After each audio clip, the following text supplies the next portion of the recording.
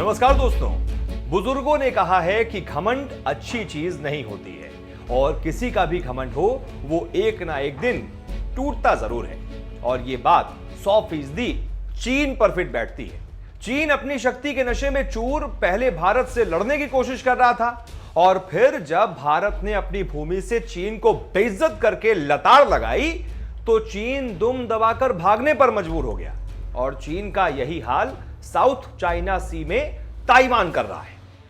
जब भी चीन ताइवान को धमकाने के लिए लड़ाकू विमान भेजता है, ठीक वैसे ही ताइवान अपने लड़ाकू विमानों से चीन को खदेड़ देता है और चीन की धमकी को हंसी में टाल देता है। उसके साथ ही साथ ईस्ट चाइना सी में सेनकाकू द्वीप को लेकर भी चीन काफी आक्रामक है और जापान उसका मुंह तोड़ जवाब दे रहा है।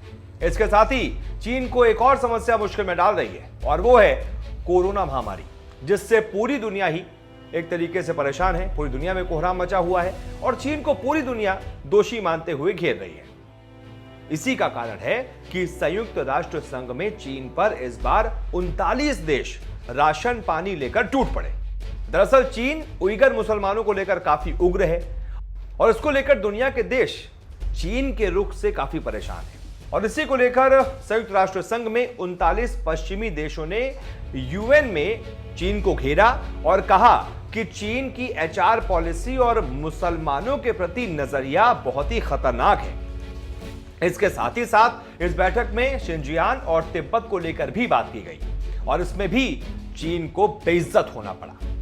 इसी बैठक में चीन के विवादित कानून जो हांगकांग में लागू है उसको लेकर भी बात हुई।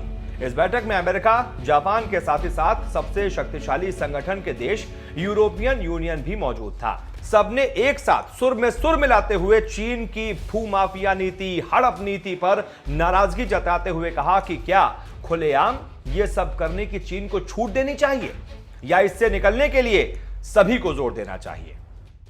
इसके साथ ही साथ चीन से सबने मिलकर कहा कि चीन हांगकांग की आजादी को बहाल करे और विवादित कानून को वापस ले। इसके साथ ही साथ सभी देशों ने चीन में बने डिटेंशन सेंटर और अत्याचार के खिलाफ मुखर होकर अपनी बात रखी।